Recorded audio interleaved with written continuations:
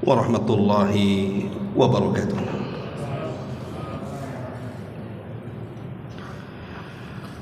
Alhamdulillah,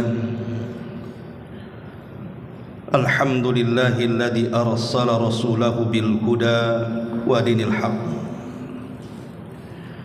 liyudhhirahu 'alad dini kullihi wa kafa billahi shahida wa kafa billahi wakila. Asyhadu an la ilaha illallah wahdahu rabbi la syarika lah wa asyhadu anna Muhammadan abduhu wa rasuluhu alladzi la nabiyya ba'dah. Faqala Allahu 'azza wa jalla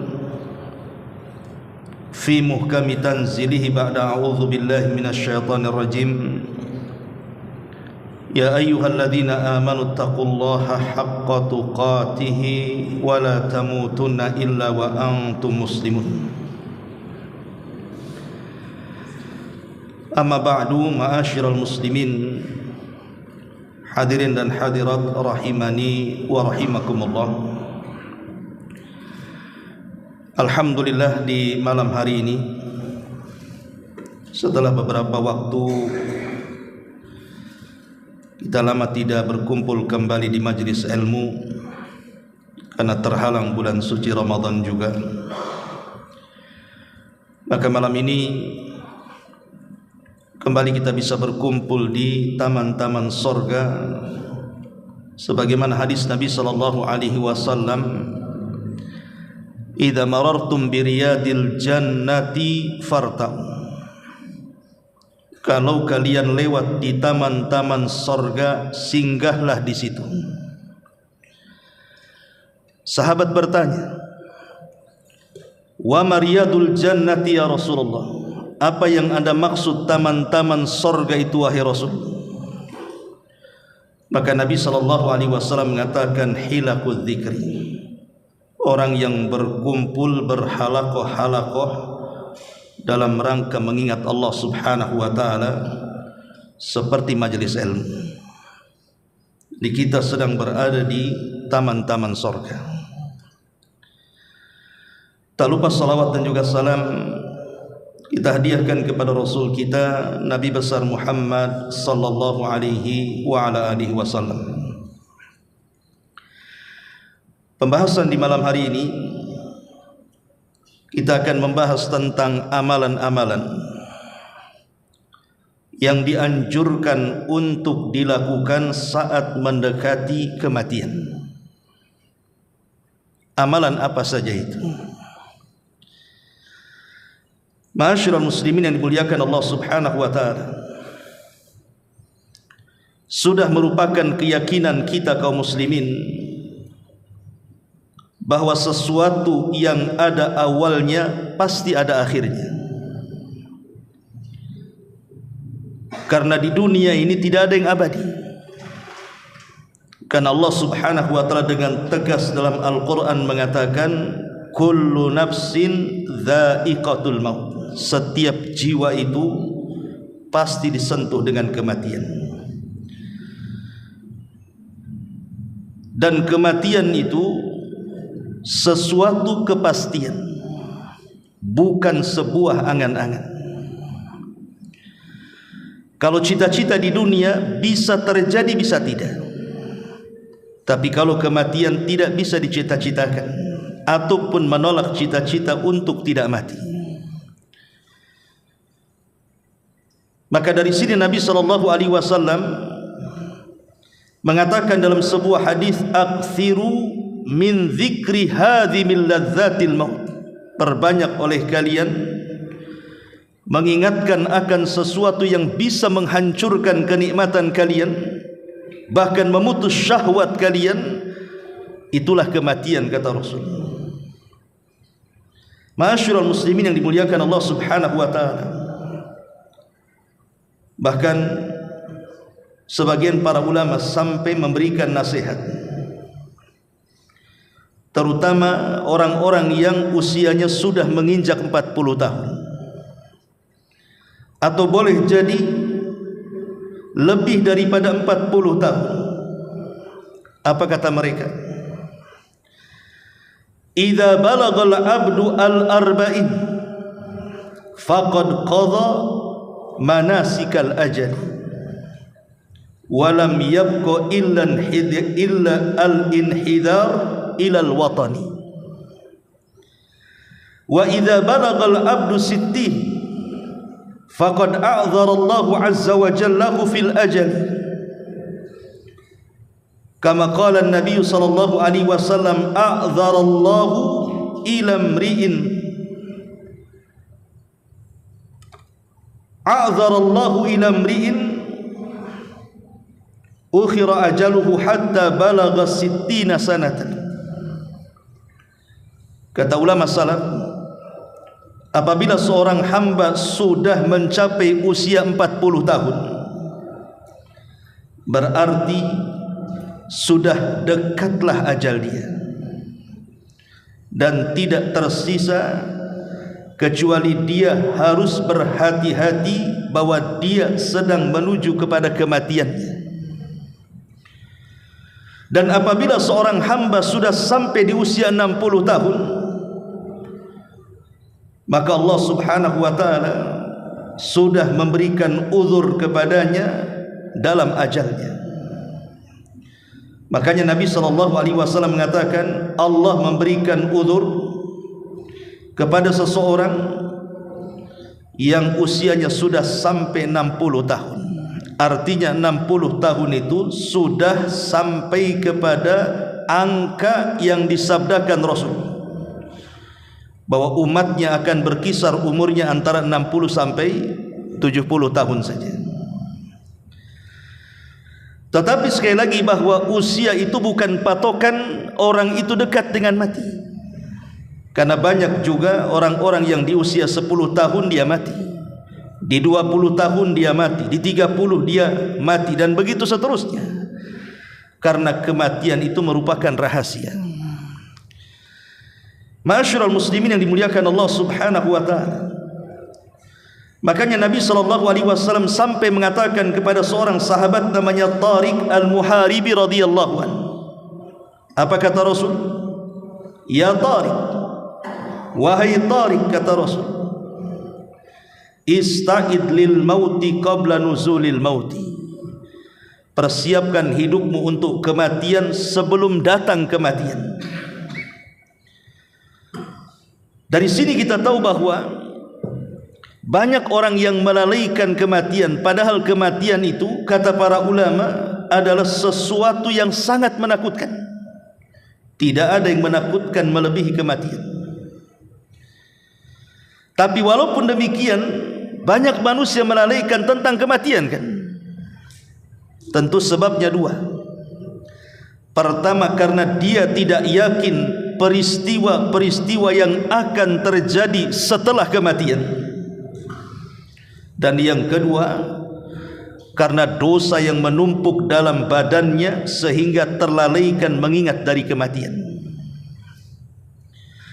Orang kalau tidak yakin akan peristiwa setelah kematian, pasti dia lupa dia akan mati. Tapi orang yang kemudian dia ingat bahwa setelah kematian masih ada kehidupan, di sana ada alam barzah, setelah alam barzah di sana ada alam akhir sampai kepada neraka dan surga, pasti hidupnya akan dibayang-bayangi dengan kematian. Begitu juga orang-orang yang menumpuk-numpuk dosa. Rata-rata orang-orang yang menumpuk dosa itu lupa dengan kematiannya. Tapi orang yang dekat dengan Allah, menjauh dari dosa, maka hidupnya akan dibayang-bayangi dengan kematian, sehingga dia akan persiapan bahwa setelah kematian ada kehidupan. Maka kajian di malam hari ini, ikhwatu fiddin muliakan Allah azza wa jalla, ada beberapa amalan yang disarankan atau dianjurkan oleh para ulama bagi orang-orang yang sudah dekat ajalnya. Tentu kita tidak tahu dekat jauhnya ajal kita kan. Kita tidak tahu apakah kita sudah dekat ajalnya ataupun tidak, karena memang ciri-ciri kematian yang pasti itu tidak ada.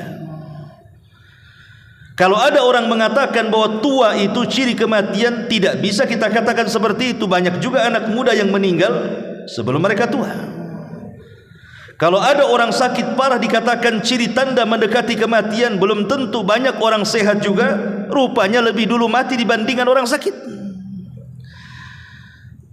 Tetapi maksudnya di sini adalah orang-orang yang sudah melihat keumuman manusia, umpamanya usianya sudah 60 atau 70 tahun, artinya kan sudah dekat dengan kematiannya, walaupun tidak ada tanda-tanda yang pasti. Karena Nabi SAW membatasi usia umatnya 60 sampai 70 tahun kan. Artinya kalau orang usianya sudah di atas 60 tahun berarti dia sudah dekat dengan kematian.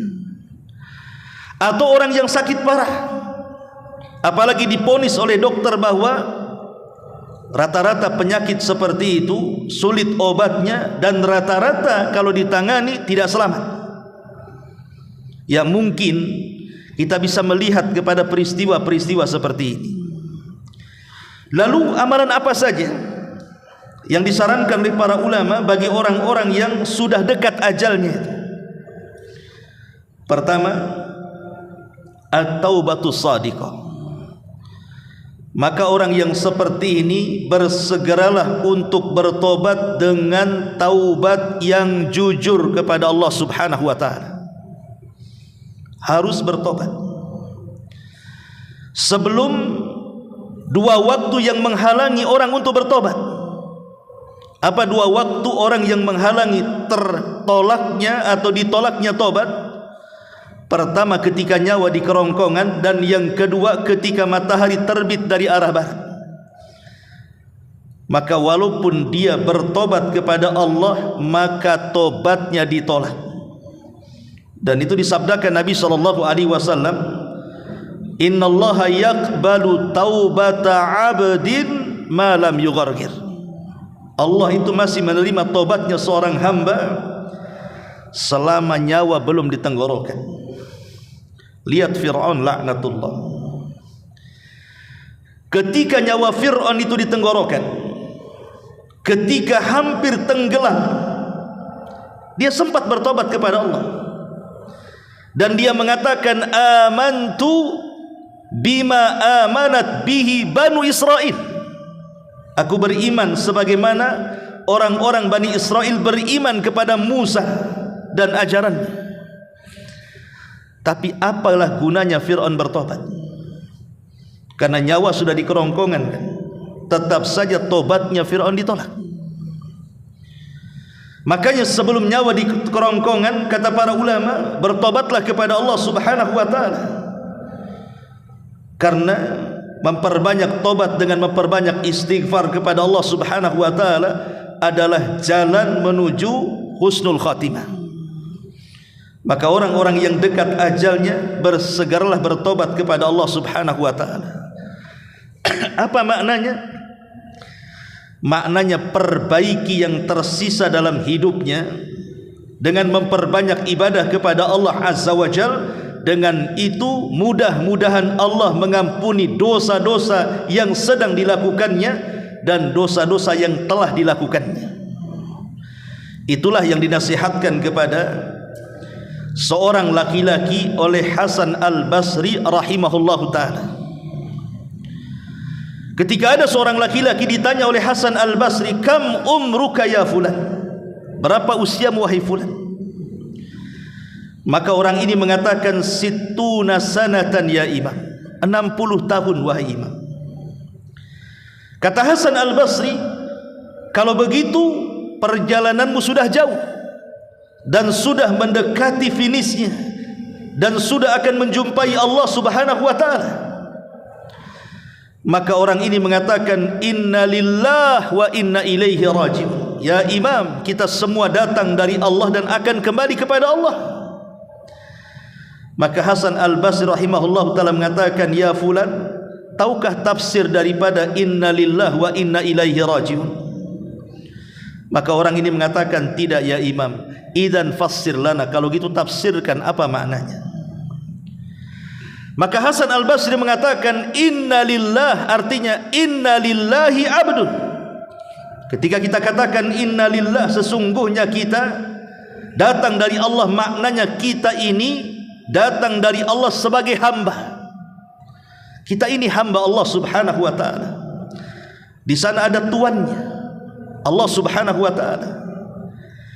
Kalau kita seorang hamba, wa inna ilaihi rajiun, dan kita akan kembali kepada Allah, maknanya kita harus mempertanggungjawabkan kehambaan kita di dunia saat kematian kita menghadap Allah Subhanahu wa taala.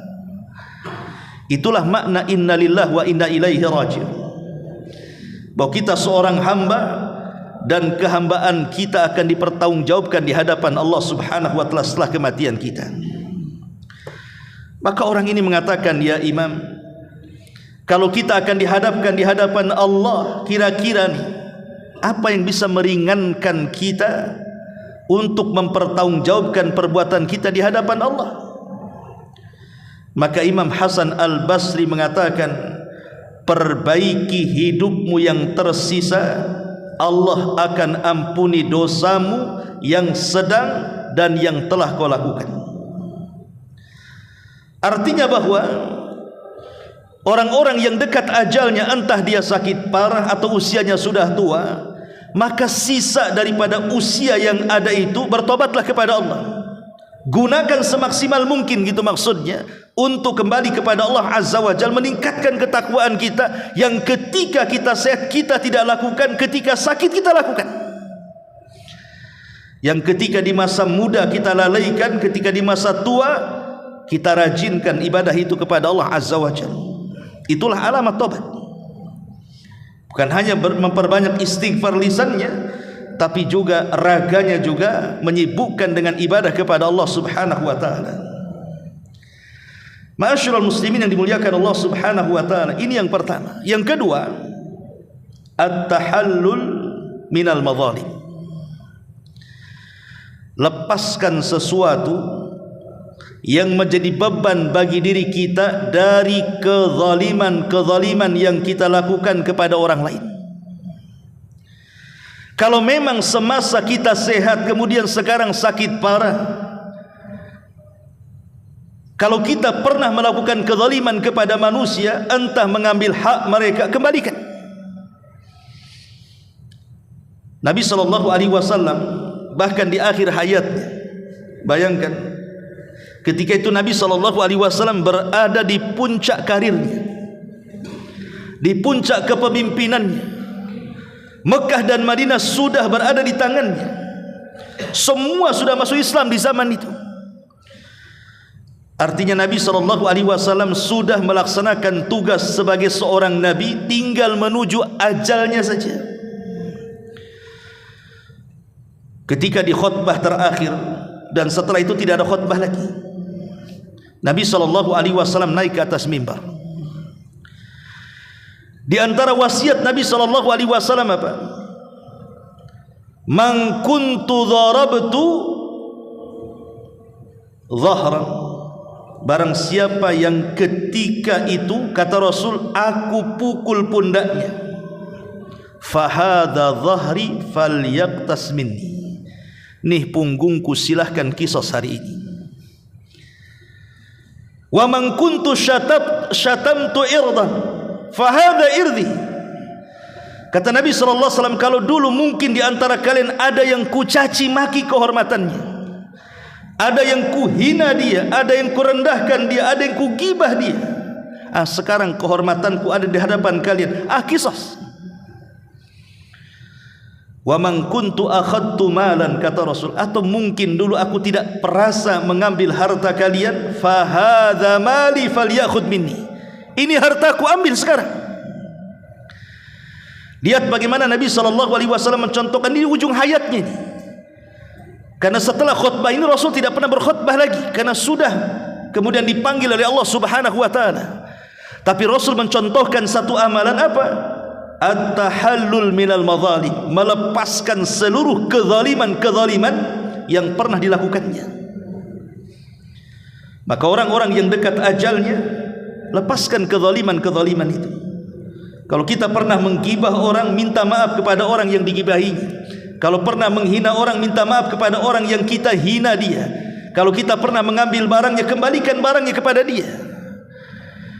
Nabi sallallahu alaihi wasallam dalam hadis Abi Hurairah radhiyallahu an yang dikeluarkan Imam Bukhari mengatakan, "Man kana lahu madlamatun li akhi min irdihi aw syai'in falyatahallalhu minhu al-yawm qabla an la yakuna dinarun wala dirhamun in kana lahu amalun salihun ukhidha minhu biqadri madlamatihi wa illam takun lahu hasanah ukhidha min sayyiati sahibihi fahumila alaihi." Apa kata Rasul? Barang siapa yang memiliki kezaliman kepada saudaranya, baik kehormatannya atau sesuatu yang lainnya, maka mintalah kehalalannya sebelum datang di mana dinar dan dirham tidak ada manfaatnya. Kalau dia memiliki amal saleh, kemudian dia melakukan kezaliman kepada orang lain, maka amal itu akan diberikan kepada saudaranya sebatas kezalimannya. Tapi kalau dia tidak memiliki amal saleh, maka akan dibebankan dosa saudaranya kepadanya. Itulah yang disebutkan dalam hadis Nabi SAW sebagai orang yang muflis, orang yang bangkrut, kata Rasul. Orang yang datang pada hari kiamat membawa segudang pahala, tapi di sisi lain dia membawa dosa, pernah menampar orang, menyakiti orang, mengambil darah orang, mengambil harta orang, dan begitu seterusnya. Akhirnya dipertemukanlah orang zalim dan orang yang dizalimi ini. Ma'asyiral muslimin yang dimuliakan Allah Subhanahu wa taala, kalau seandainya kehidupan ini hanya satu kali, ikhwan, kalau seandainya kehidupan dunia ini hanya satu kali, tidak ada kehidupan setelah kematian,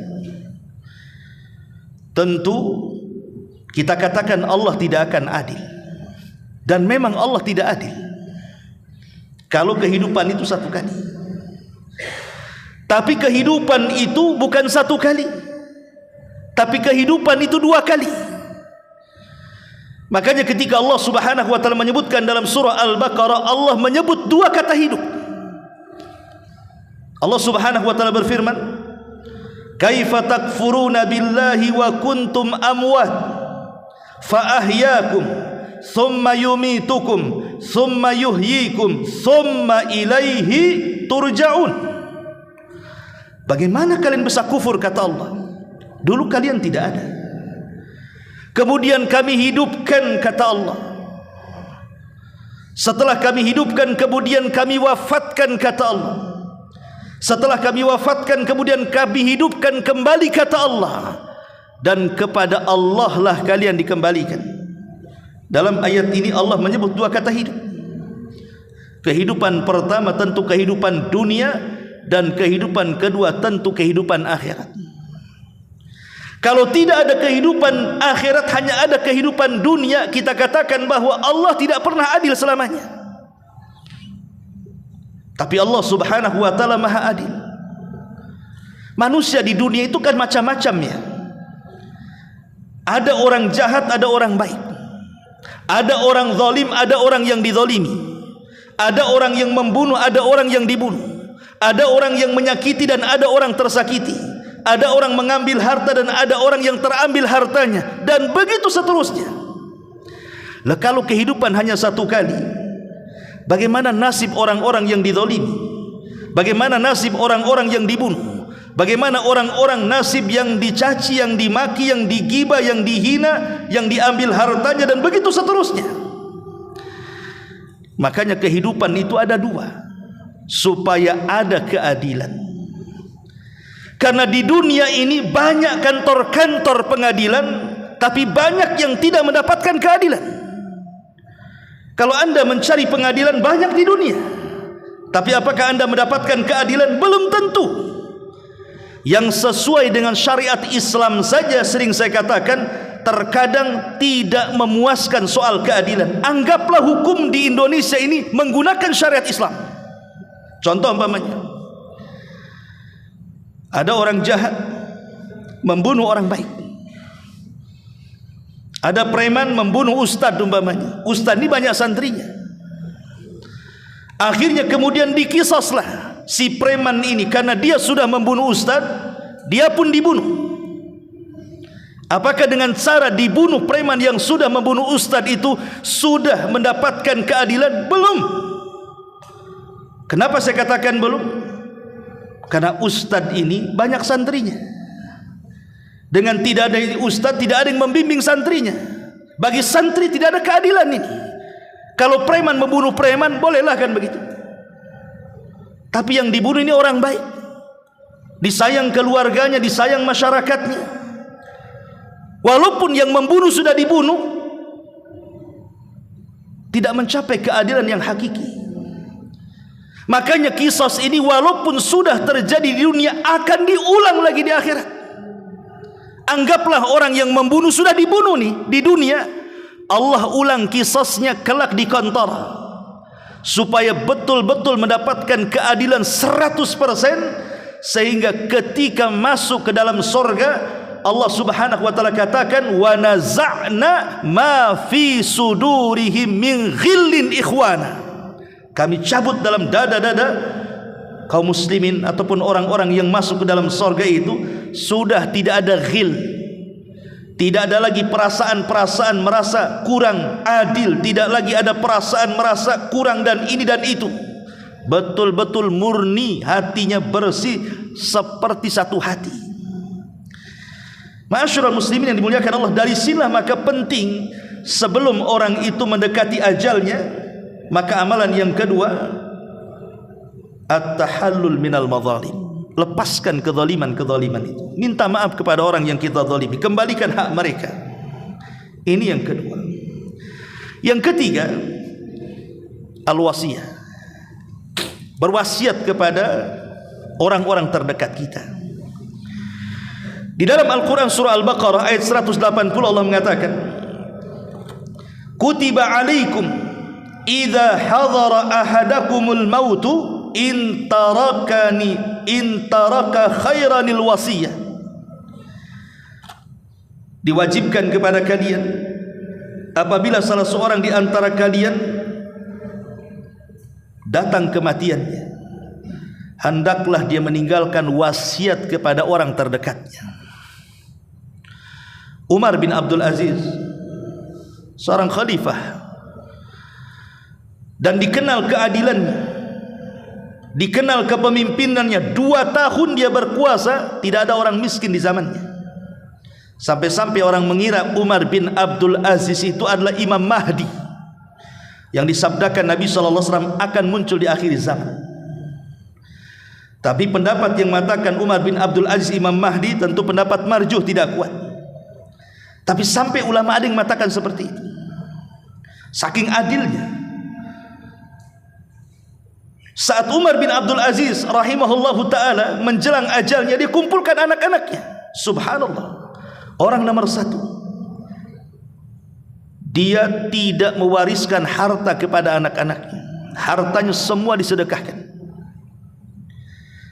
Yang ia wariskan kepada anaknya adalah wasiat. Apa wasiat yang diwasiatkan Umar bin Abdul Aziz kepada anak-anaknya? Dia hanya meminta kepada anak-anaknya untuk bertakwa kepada Allah subhanahu wa ta'ala. Hanya kalimat takwa. Tapi kalimat takwa apabila didengar oleh ulama salaf, kalimat itu menggetarkan jiwa-jiwa mereka.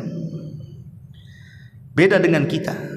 Setiap Jumat bahkan rukun khutbah itu adalah memperingatkan seorang khatib di mimbar-mimbar Jumat untuk mengingatkan ketakwaan di hari Jumat kan. Itu rukun Jumat. Tapi berapa banyak orang-orang yang diingatkan setiap Jumat dengan takwa, ketika keluar habis Jumatan tidak menambah pun ketakwaan itu. Tetap saja habis Jumatan, yang korupsi ya korupsi, yang curang ya curang, yang gibah ya gibah, yang dusta ya dusta, dan begitu seterusnya. Seolah-olah Jumat itu hanya berlalu begitu saja, sama dengan hari-hari yang lainnya, hanya rutinitas datang setiap Jumat mendengarkan khutbah, entah dengar entah tidur. Karena kalimat takwa pada hari ini tidak berasa sama sekali. Tapi orang dulu kalau mendengar kalimat takwa itu luar biasa. Makanya Umar bin Khattab radhiyallahu anhu satu hari berjalan bersama pembantunya Aslam ke pasar. Tiba-tiba kemudian menjumpai seorang nenek tua. Nenek tua ini memanggil bukan dengan sebutan Amirul Mukminin, padahal dia Amirul Mukminin. Dia tidak mengatakan wahai pemimpin kaum muslimin, tapi dia justru merendahkan Umar bin Khattab di hadapan manusia dengan mentasghir namanya. Dia memanggil Umar itu bukan dengan Amirul Mukminin atau dengan ya Umar, tidak, tapi dia memanggil dengan ya Umair. Dalam bahasa Arab, Umair itu ismu tasghir namanya, nama yang menunjukkan merendahkan. Kalau kitab itu tebal, kalau kutab itu kitab kecil. Kalau Salman itu orang besar, kalau Sulaiman itu Salman kecil. Itu dalam bahasa Arab. Kalau Umar itu ya orang besar, kalau Umar itu Umar kecil, gitu maksudnya. Jadi panggil dengan sebutan tasghir, merendahkan. Ya Umair katanya. Dulu kau kecil-kecil, kau suka bermain di pasar ukat katanya. Kemudian kau beranjak dewasa menjadi Umar, kemudian sekarang menjadi Amirul Mukminin. Ittaqillaha ya Umair katanya. Bertakwalah engkau wahai Umar kecil katanya. Bayangkan, wanita ini ngomong seperti ini. Tapi kalimat takwa bagi Umar bin Khattab ini wasiat yang luar biasa. Makanya Nabi SAW apabila mengutus pasukan, pertama wasiatnya adalah takwa sebelum yang lainnya. Bahkan ketika Amr bin As hendak menaklukkan Iskandariah Mesir, tidak takluk-takluk, Umar mengirim surat kepada Amr ibn As agar bertakwa dan mengajak pasukannya untuk bertakwa. Diingatkan dengan takwa. Akhirnya Iskandar roboh. Lah Umar ketika mendengar kalimat itu langsung menangis. Aslam ini pembantunya merasa tersinggung. Bagaimanapun dia adalah tuannya, Amirul Mukminin. Kenapa wanita ini berani-berani menyebut dengan nama kecil, ya Umair? Maka Aslam mengatakan sambil hendak menghardik wanita tua itu, maka Umar mengatakan, "Da'uha, tinggalkan dia. Tidakkah kau tahu wanita itu siapa?" Kata Aslam, tidak tahu. Maka Umar bin Khattab radhiyallahu anhu mengatakan, dia adalah Haulah bintu Hakim. Haulah bintu Hakim yang suaranya didengar Allah, yang satu surat turun kepadanya, surah Mujadilah. Biarkan dia menasihati diriku. Umar kemudian menangis sejadi-jadinya sampai dia kembali ke rumahnya. Begitulah wasiat takwa. Ma'asyiral muslimin yang dimuliakan Allah, maka Umar bin Abdul Aziz inilah yang diwasiatkan kepada anak-anaknya untuk bertakwa. Kenapa dia tidak mewariskan hartanya? Ini alasan Umar bin Abdul Aziz. Dia mengatakan, kalau aku wariskan kepada anak-anakku harta yang banyak, kemudian mereka tidak bertakwa, kemudian harta itu digunakan untuk maksiat, maka sama halnya aku menolong kemaksiatan mereka. Tetapi ketika aku berwasiat dengan warisan takwa kepada anak-anakku, maka aku sudah menanamkan pahala untuk kehidupan setelah kematianku. Ma'asyiral muslimin yang dimuliakan Allah Azza wa Jalla, maka orang-orang yang sudah dekat ajalnya atau sudah merasa dekat ajalnya, berwasiatlah dengan wasiat yang baik kepada keluarganya. Bahkan dalam sebuah hadis sampai-sampai Abdullah ibn Umar radhiyallahu anhuma ketika mendengar hadis ma hakkum ri'im muslim lahu syai'un yusi fihi yabitu lailataini illa wa wasiyatuhu maktubatun indahu. Tidaklah seorang muslim, tidaklah hak seorang muslim, tidak boleh dalam 2 malam berturut-turut kecuali wasiatnya sudah termaktub di sisinya. Apa kata Abdullah ibn Umar radhiyallahu anhuma setelah mendengar hadis ini dari Rasul? Maka setiap malam aku wasiatkan untuk keluargaku, ku tulis tu wasiat itu untuk keluargaku dan ku letakkan di bawah bantalku. Maka orang-orang yang mungkin sakit parah atau usianya sudah tua, tulislah yang baik-baik untuk keluarga, simpan tulisan itu sebagai wasiat. Entah meminta kepada keluarganya untuk bertakwa, untuk sholat, jangan tinggalkan sholat, untuk mengaji, untuk hadir di majelis taklim, pokoknya yang baik-baik aja lah. Karena wasiat ini terkadang ikhwatu fiddin itu asarnya kuat kepada ahli waris. Kan banyak ahli waris itu kalau tidak melaksanakan wasiat orang tuanya takut kualat tuh biasanya. Aduh, orang tua saya berwasiat nih, belum saya bisa pula melaksanakan wasiat orang tua, gimana ini? Kadang-kadang ada anak yang panik gara-gara tidak bisa melaksanakan wasiat orang tuanya kan.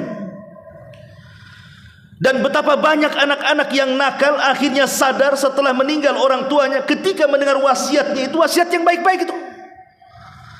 Makanya yang ketiga ini penting menjelang ajal, maka amalan yang ketiga adalah berwasiatlah dengan wasiat kebaikan.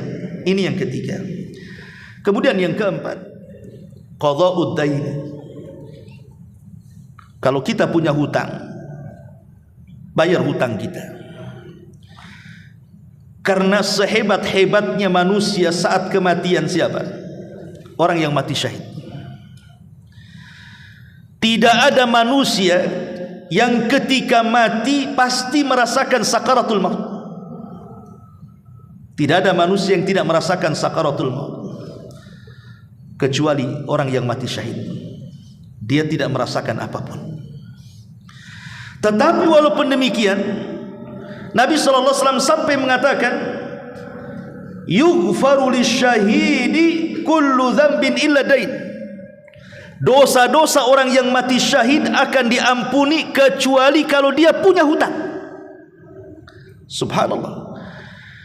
Orang yang mati syahid itu pahalanya masuk surga tanpa hisab dan azab. Direct dia masuk surga. Tapi ternyata orang yang mati syahid yang keutamaannya luar biasa, yang Rasul katakan sanamul Islam, puncak daripada Islam, dosanya tertahan dengan hutangnya. Itu yang mati syahid. Macam mana orang yang tidak mati syahid mati karena penyakit?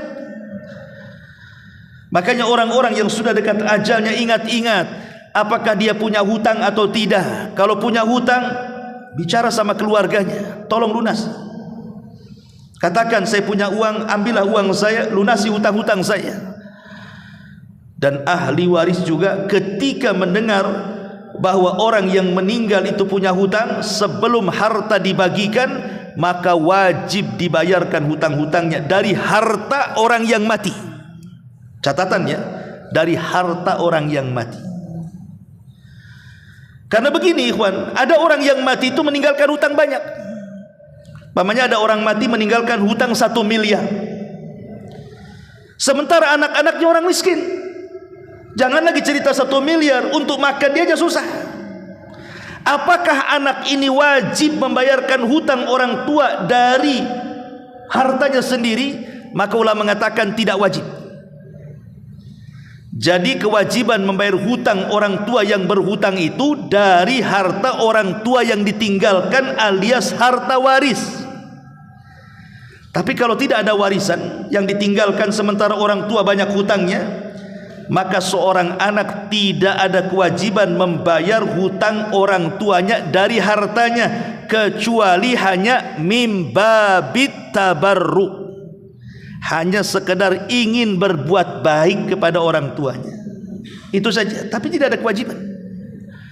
Tapi kalau dia meninggalkan harta waris, maka tidak boleh anak mengambil harta waris kalau orang tua punya hutang. Harta waris itu bayarkan hutang-hutangnya dulu, baik cukup ataupun tidak, bayarkan dulu. Setelah tidak ada hutang, barulah kemudian sisa harta itulah yang dibagi. Ma'asyiral muslimin yang dimuliakan Allah Subhanahu wa taala, ini yang keempat. Kemudian yang kelima, as-shadaqatul jariyah. Semampu mungkin, walaupun tidak harus banyak, bersedekahlah dengan sedekah yang mengalir setelah kematiannya. Orang yang dekat-dekat ajalnya itu perlu bersedekah yang sifatnya sedekah itu mengalir. Seperti apa sih sedekah mengalir itu? Nabi SAW bersabda, sab'un yajri lil abdi ajruhunna min ba'di mautih. ada 7 perkara akan terus berjalan kepada seorang hamba pahalanya hatta setelah kematiannya. Kemudian kata Nabi SAW, wa huwa fi qabrihi, bahkan sampai mengalir ke dalam kuburannya. Pertama, man 'allama ilman, siapa yang mengajarkan ilmu. Yang kedua, au qara nahran, atau mengalirkan air, kemudian digunakan entah membuat sumur di masjid, sumur di pesantren, di panti asuhan, atau mungkin di tempat-tempat yang membutuhkan berhajat kepada air, kemudian kita alirkan air ke mereka. Au hafara bi'ran, ataupun membuat sumur-sumur, mata-mata air. Au gharasa nakhlan, ataupun menanam pohon. Ya, tidak harus kurma, ya bisa saja kita menanam pohon mangga, ataupun pohon rambutan, atau pohon durian, atau apalah yang kemudian boleh jadi buah-buahannya entah kemudian dimakan oleh hewan-hewan, atau mungkin dimakan oleh tetangga gitu ya. Kita halalkan, silahkan mengambil kan begitu. Au bana masjidan, ataupun membangun masjid. Au warratha mushafan, ataupun mewakafkan mushaf, beli Quran taruh di masjid. Mana pondok-pondok tahfidz Al-Quran, dia beli Al-Quran banyak-banyak, wakafkan ke pondok-pondok yang menghafal Quran.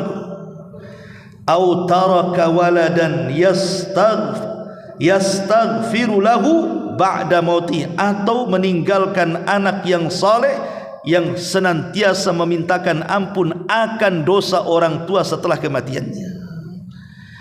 Inilah amalan-amalan yang mengalir, atau secara singkat maksudnya sedekah jariah itu adalah sedekah yang berbentuk wakaf. Itu singkatnya. Ya, tidak harus banyak kan wakaf itu. Umpamanya nih, kita sudah banyak sakit, tak ada duit, uang cuman mungkin 500.000. Sudah gini saja, bilang sama istrinya atau pasangannya, belikan sajadah, letakkan untuk imam masjid. Sajadah kan untuk imam masjid. Hari-hari kan imam sholat di atas sajadah. Selama sajadah itu digunakan oleh imam, maka pahalanya kan akan mengalir terus tuh.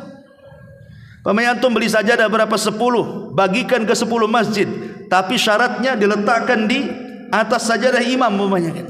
Itu kan wakaf juga. Ya.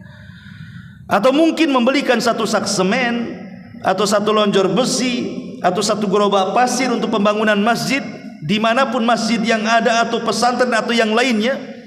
Itu kan bisa itu mengalir pahalanya. Ini yang kelima, sedekah al-jariyah. Kemudian yang keenam, husnudzan billahi azza wajalla. Hendaklah berhusnudzan, berbaik sangka kepada Allah azza wajalla. Karena biasanya ikhwatu fiddin, orang yang dekat ajalnya umumnya anggaplah orang sakit parah, yang sakitnya itu jarang tertolong umpamanya. Menurut kebiasaan para dokter, ya standar lah itu penyakit ini, apalagi kalau sudah diupayakan juga tidak sembuh-sembuh, ini rata-rata tidak tertolong umpamanya kan. Maka hendaklah orang-orang yang seperti ini perbanyak husnudzon, berbaik sangka dengan Allah.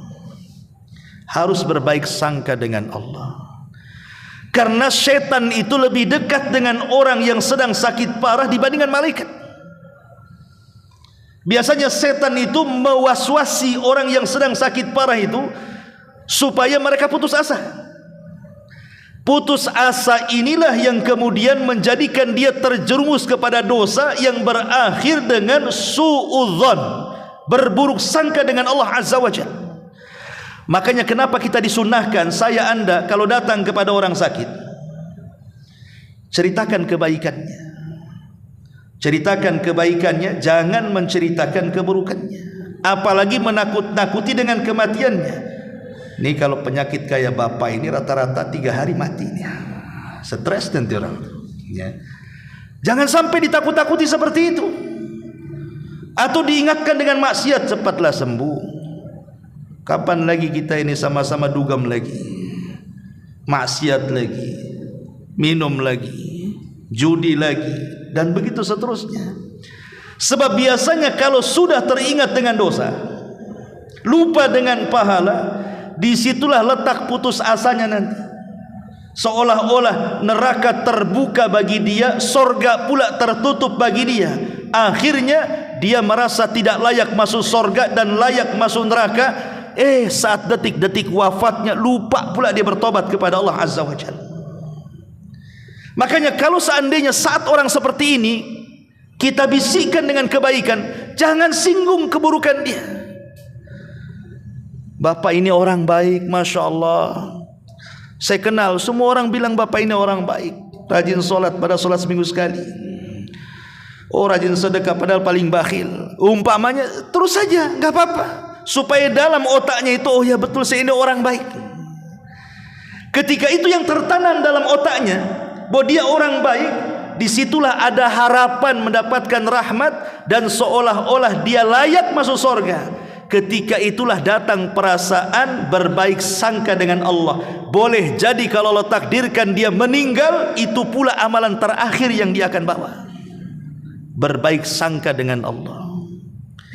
Karena ada orang yang berburuk sangka dengan Allah. Jangan-jangan saya sudah diazab sebelum mati saya. Memang saya ini pantas masuk neraka, saya tidak pantas masuk surga, saya ini orang hina, ini itu. Akhirnya bukan bertobat saat sakit, stres dia. Ma'asyiral muslimin yang dimuliakan Allah Azza wa Jalla. Makanya kata para ulama, kalau sudah dekat-dekat ajalnya itu, biasakan senyum dengan orang, seolah-olah kita ini tidak ada raut kesedihan, tidak ada keluhan.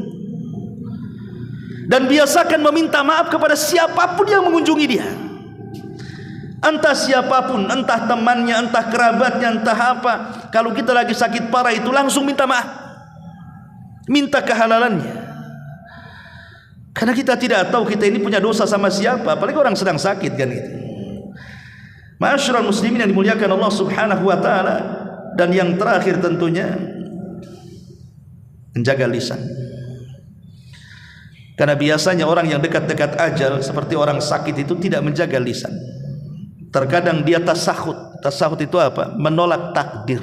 Kenapa kok hidupku seperti ini? Kenapa aku harus seperti ini, menyusahkan orang? Kenapa aku harus sakit terbaring bertahun-tahun? Setan terus membisikkan di situ. Akhirnya kemudian menolak takdir kan. Imam Ahmad sudah saya ceritakan. Imam Ahmad ini ketika sakit parah yang mengakibatkan kematiannya, dia sempat mengeruh. Namanya orang sakit ya, biasa kita katakan aduh, kan biasa orang sakit ngomong begitu. Namanya sakit harus ngomong apa lagi? Ya paling rendah mengatakan aduh lah. Lah Imam Ahmad itu mengucapkan kalimat aduh. Jadi murid di sampingnya mengatakan, ya Imam, innal anin kalimatun wal kalimatu tuktab.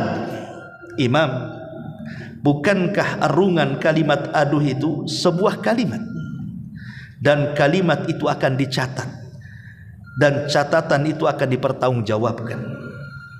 Ketika dia mendengar kalimat nasihat dari muridnya bahwa kalimat aduh itu sebuah kalimat yang akan dicatat dan akan dipertanggungjawabkan, langsung diam dia.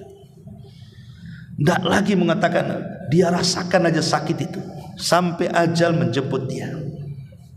Sampai kalimat aduh saja Imam Ahmad diam, karena takut itu sebuah kalimat yang kalimat itu akan dicatat, dan yang dicatat itu akan dipertanggungjawabkan di hadapan Allah. Karena kan yang namanya kalimat itu ada yang mengandung dosa 100%, ada yang mengandung pahala 100%, ada yang tidak mengandung dosa dan tidak pula mengandung pahala. Itulah kalimat. Tapi tiga-tiganya akan dicatat. Baik yang mengandung pahala 100% akan dicatat oleh malaikat raqib dan atid. Baik yang mengandung pahala 100% akan dicatat malaikat raqib dan atid. Ataupun yang tidak mengandung dua-duanya tetap dicatat. sebagai bentuk tugas seorang malaikat raqib dan atid, mencatat segalanya. Ma yalfidu min qaulin illa ladaihi raqibun atid. Tidak ada satu lafaz pun kecuali dicatat oleh raqib dan atid. Tapi kata Syekh Utsman Al-Khamis hafizahullah taala yang mengatakan, yang akan dihisab itu wallahu alam, kata beliau, adalah dua, kalimat yang mengandung dosa dan kalimat yang mengandung pahala. Adapun kalimat yang tidak mengandung dosa dan pahala tidak akan dihisab. Itu ijtihad beliau, wallahu alam. Ma'asyiral muslimin yang dimuliakan Allah Subhanahu wa taala, inilah di antara amalan-amalan yang dianjurkan, yang disebutkan oleh para ulama bagi orang-orang yang mendekati ajal kematiannya. Wallahu alam. Sampai di sini ikhwatu fillah dimuliakan Allah azza wa jalla, mudah-mudahan ada manfaatnya. Akhirul kalam, subhanakallah bihamdika asyhadu an la ilaha illa anta astaghfiruka wa atubu ilaik. Allahu taala alam. Assalamualaikum warahmatullahi wabarakatuh.